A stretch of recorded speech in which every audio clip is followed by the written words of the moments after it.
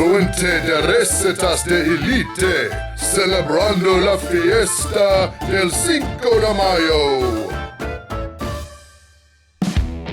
Elite recipe source doing tongue tacos or tacos de lengua, one of my favorite dishes, definitely in my all-time top 10 for sure, so it's video number 7.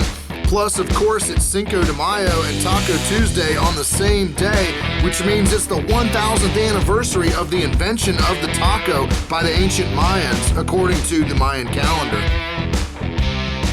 Now, myself, I've been a big fan of authentic Mexican tacos for at least 2 decades. Whenever I'm in a situation where I'm near a taqueria and I've got a little money and a little time and I'm at least a little bit hungry, I'm getting some tacos. And if they've got tacos de lengua on the menu, it's going to be in my order. I also like the carne asada or steak tacos a lot too, but they can be hit or miss because you're dealing with grilled or seared steak. And I'll admit right up front that I don't know how the better taquerias do that one, and I've never been able to get my carne asada turning out like the better taco shops do it.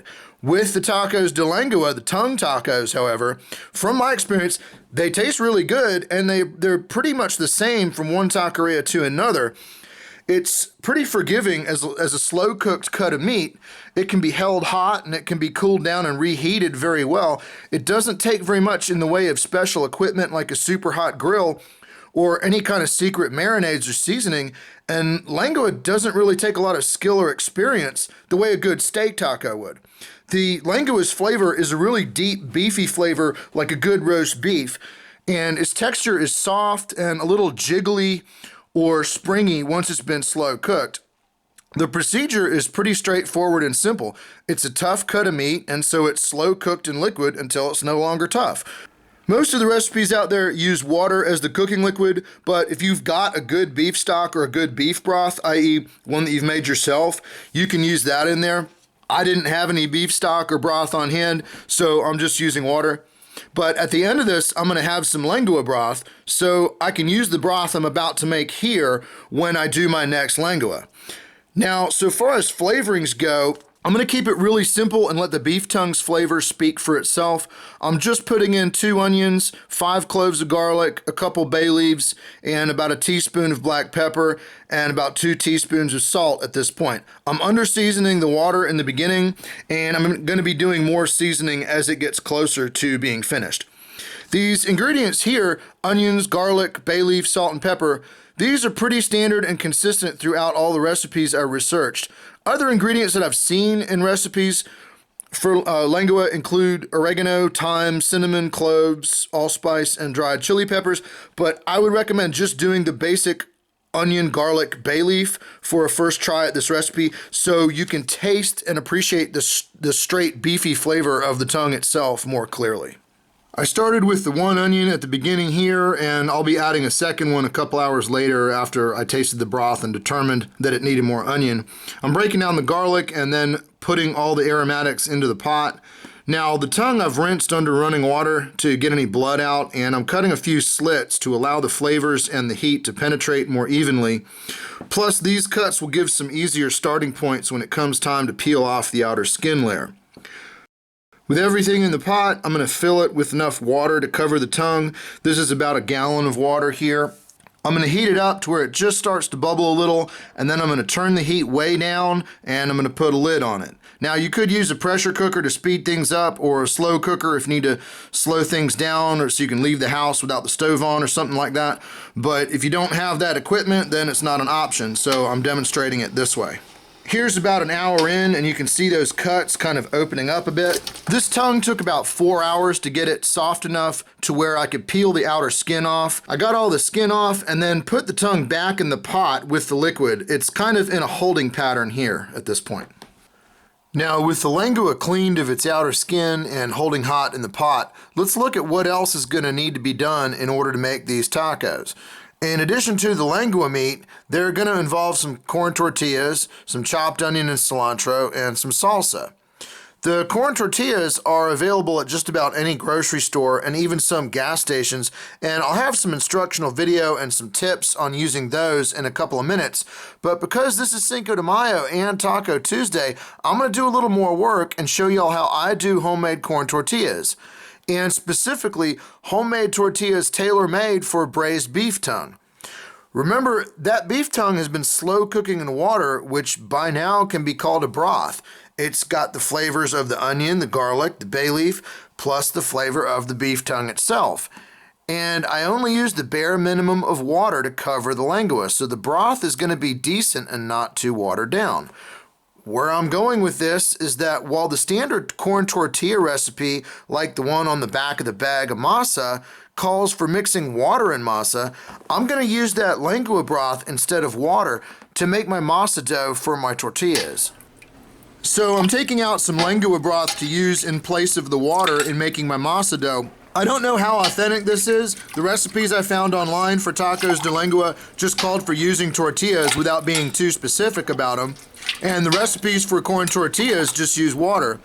But I figured I've got the broth anyway from braising the beef tongue, and a general culinary principle is to use broth or stock in place of water if you can and if it makes sense. Doing this seemed to make sense, and I did have good results in the end.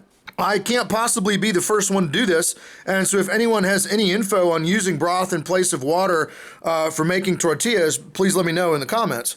Now, if you've got masa, you've got the basic liquid to masa ratio to make tortillas right there on the back of the bag. This is about what I used, 2 cups masa to 1.5 cups liquid. Only, of course, I'm using that lengua broth as the liquid, and I'm using some lard and some salt in there for more flavor.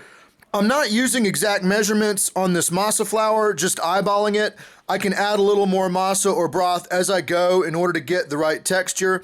And just like in my previous video on gnocchi, I'm going for a Play-Doh consistency that I can control and that's going to stay together and won't stick to my hands. Doing your own homemade tortillas is a lot more work than just buying corn tortillas at the store and then heating them up. And it can be difficult to get the dough to just the right consistency so that your tortillas won't fall apart or stick when you go to make them. But they will taste better and have a better texture than the store-bought ones. And I can't think of a better dish to use the homemade tortillas in than tacos de lengua, with there being a broth right there to use in the masa dough. Plus, there's plenty of downtime as the lengua holds hot in the broth that you can use, something that is not so much the case with a seared or roasted piece of meat.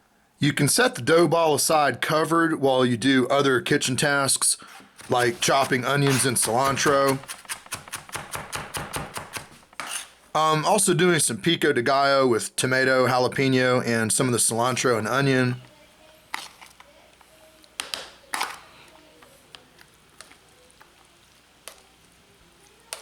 And I'm chopping a few limes to squeeze on everything.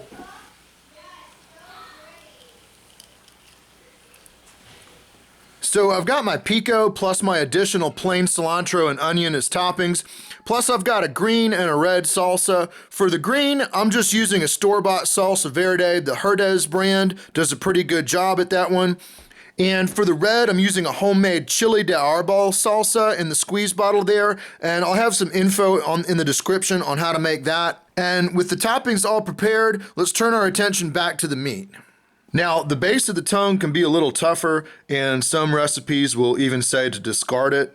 Mine wasn't that much tougher, and it had a lot of really nice tasting fat on it, so I just cooked it a little longer and chopped it really fine, and it was no problemo. So I chopped up the rest of the lengua into little cubes and set them aside in a bowl with a little of that broth, and of course I'm tasting and seasoning here as well. So I've got pretty much everything prepped except for the tortillas, so now it's time for those. First, you want to check your dough one more time for consistency. And here I'm adding literally just a few drops of liquid because it was looking a little too dry and cracking a little more than I wanted it to when I pressed it down. I know I'm kind of harping on this topic here, but if your masa dough is too wet or too dry, you're going to have a hard time when it comes to pressing and cooking the tortillas. The next step is to cut the dough into about golf ball sized pieces. I find it easiest to go with even numbers, cutting in half, and then 4s, and then into 8. Obviously, you can double or triple the dough recipe to get 16 or 24 tortillas. I'm rolling the pieces into golf ball shapes and then flattening them a little bit into kind of a flying saucer kind of shape, just so they'll have a little bit of a head start flattening in the tortilla press and make that part of the process feel a little more predictable. And the portion shapes should be kept covered. I've got them in a bowl with some plastic wrap. Now comes the tricky part. Everything's got to be set up near the stove pretty close together before turning on the burner. I've got the bowl of the portion dough pieces in front here. Right next to that, I've got my tortilla press lined with plastic. And right next to that, I've got a small nonstick pan. Next to that, I've got that white round container, and the lid for that container is nearby, just not in the shot. I'm gonna use that container to hold the tortillas and try my best to remember to keep the lid on and keep them steamy. And I'm not gonna have it on a hot burner, it's just gonna be sitting there. The only burner I'm gonna turn on is the one with the nonstick pan. And finally, I've got a small container of oil standing by here to lube things up as needed. The procedure here is to press a dough ball portion in the tortilla press to about a little less than an 1/8 inch. And of course, as wide as you want your taco.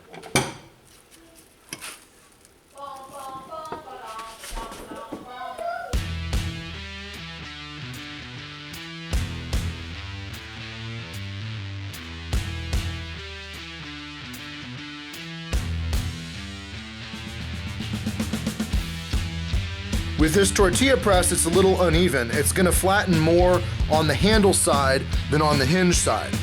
So I'll flip them around for a second press so there'll be an even thickness all around and cook evenly in the pan.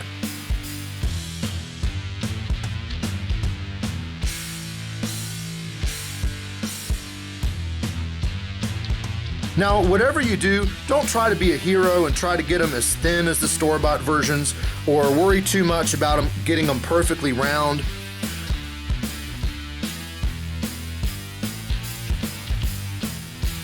So there's kind of an assembly line here. They're going from the bowl to the press to the pan and then to the holding container.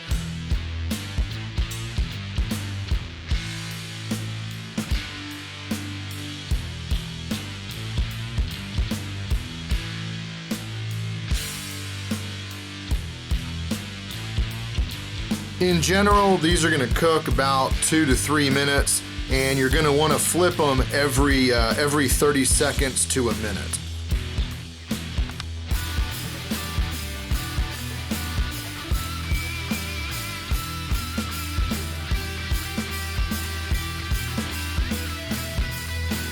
Ideally, you want to have one in the press as there's one cooking in the pan, and then once you take that one out of the pan and put it in the container, then you take the one out of the press, put it in the pan, and start pressing a new one from the bowl. To use a baseball analogy, you've got the raw masa balls in the bowl as the players in the dugout or the bench. You've got the tortilla press as the on-deck circle. The pan is the at-bat, and the ones in the container are on the bases. But if all this seems too complicated, you can always just use the store-bought tortillas. In that case, I recommend doubling them up and giving them a good heat treatment in the pan. This is how the restaurants do it. You're gonna get a little browning on the outside of the stack, and on the inside, the two tortillas are gonna steam fuse together. The doubling up is necessary because the commercial tortillas are really thin and likely to break if they're filled with too much wet stuff. But with the thicker homemade tortillas, just one is enough to stand up to some pretty wet fillings. And speaking of wet fillings, the last step before final assembly is just going to be to reheat that sliced lengua in a little bit of the broth and maybe do a little last minute tasting and seasoning before putting it into tortillas and creating tacos for your Cinco de Mayo fiesta. And a big part of the fun of these things is trying different topping combinations. I've just got a few, just got the cilantro and onion, 2 different salsas, and the pico de gallo for the red, white, and green of the Mexican flag for the holiday.